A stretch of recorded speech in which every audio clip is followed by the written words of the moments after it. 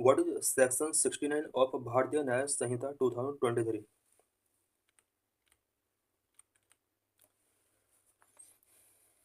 Section 69 of Bharatiya न्याय Sanhita provided up to 10 years imprisonment for engaging in sexual activity based on a false promise of marriage or other deceitful means.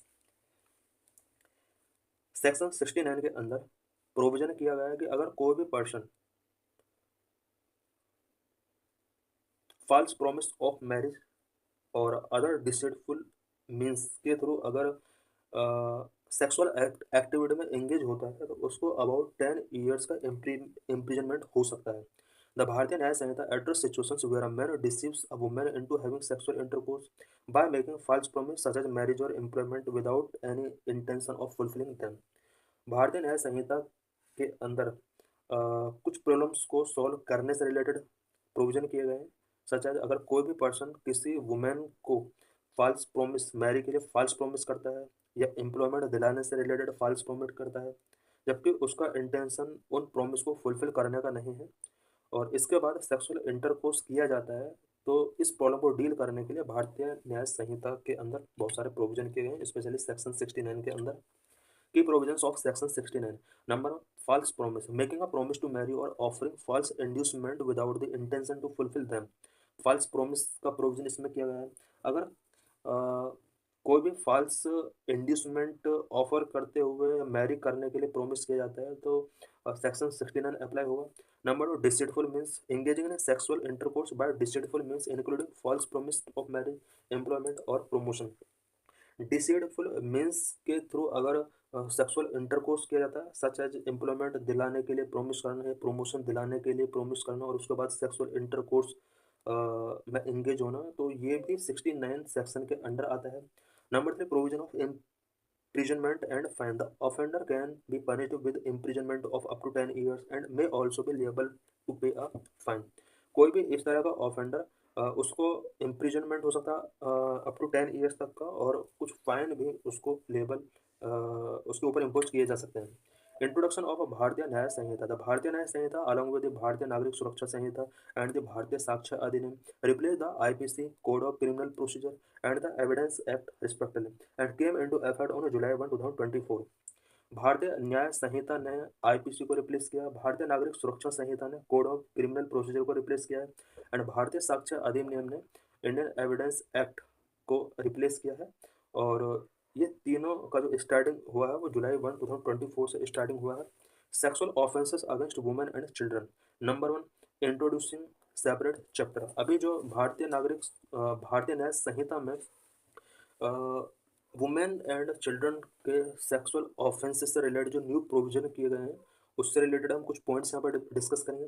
Number one, introducing separate chapter. The Bharatiya Nagarik Sanhita introduce separate chapter specially addressing offences against women and children.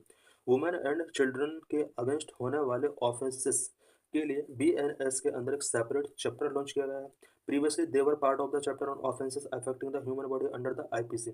Previously IPC में women and children के against होने वाले offences को एक other chapter के साथ include किया गया था. Offences affecting the human body इस चैप्टर के अंदर इन्हें रखा गया था.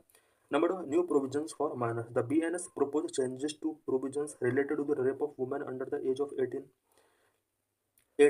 से कम वुमेन के साथ अगर रेप होता है तो इससे रिलेटेड कुछ प्रोविजंस भी BNS के अंदर प्रोपोज किए गए हैं. BNS provided an age-based classification for rape victim, differentiating among minors under the age of 18, 16 and 12, aligning with the Protection of Children from Sexual Offense Act (POCSO). New BNS के under जो provision किए गए हैं इसमें rape victims को as based classification के तौर पर डिवाइड किया गया है. 18, 16 एंड 12 के हिसाब से यहाँ पर कोई माइनर के साथ अगर रेप होता है तो उसी के हिसाब से जो क्राइम करने वाला बंदा उसको इम्प्रिजनमेंट हो सकता है और पोक्सो एक्ट के थ्रू इन्हें अलाइन किया गया है. Number three, sentencing option. The Bharatiya Nagarik Sanhita prescribe varying sentence option for cases involving minors maintaining consistency with the IPC and POCSO. Minors के साथ रेप करने वाला जो भी पर्सन है उसको जो सेंटेंस दिया जाएगा वो एज बेस्ड क्लासिफिकेशन के हिसाब से उसको पनिशमेंट किया जाएगा और आईपीसी एंड पॉक्सो के साथ कंसिस्टेंसी को मेंटेन करने के लिए भी इसमें सेंटेंस को मैनेज किया गया है। इम्प्लीकेशंस ऑफ सेक्शन 69, सेक्शन 69 के क्या इम्प्लीकेशंस हैं? Number one, provide legal clarity, section 69 provide clear legal definition and consequences of deceitful acts leading to sexual intercourse which ensuring better protection for women। Deceitful act जिसकी वजह से sexual intercourse किया जा रहा है, सेक्शन 69 के अंदर इसको क्लियरली डिफाइन किया गया है और इसके क्या क्या कंसिक्वेंस होंगे उसको क्लियरली डिफाइन किया गया है। इसकी वजह से विक्टिम्स के लिए बेटर प्रोटेक्शन इंश्योर किया जा सकता है। Number two, inherent protection, the introduction of clear specific provision for minors and differentiated based on age inherent the protection for younger victims. Because इस सेक्शन के अंदर माइनर्स के लिए स्पेसिफिक प्रोविजंस किए गए हैं एंड एज बेस्ड यहाँ पर डिफरेंशिएशन किया गया है, जिसकी वजह से यंगर विक्टिम्स को प्रोटेक्शन काफ़ी हद तक इससे मिल सकती है। Conclusion, with its new provisions under section 69, BNS aims to provide strict penalties for deceitful actions leading to sexual intercourse, thereby strengthening the legal framework for protecting women's rights and ensuring justice। Section 69 के अंदर जो new provisions किए गए हैं such as deceitful actions के base पर अगर sexual intercourse किया जाता है, क्राइम करने वाले पर्सन के अगेंस्ट स्ट्रिक्ट पेनल्टीज का यहाँ पर प्रोविजन किया गया है। इसकी वजह से वुमेन्स के राइट एंड उनकी जस्टिस को इंश्योर किया जा सकता है और इनकी प्रोटेक्शन के लिए यहाँ पर ये जो BNS इंट्रोड्यूस किया गया है ये कहीं ना कहीं एक बेटर तरीके से सोसाइटी के अंदर वुमेन्स एंड चिल्ड्रन की सेफ्टी को इंश्योर कर सकता है। So thanks for watching this video.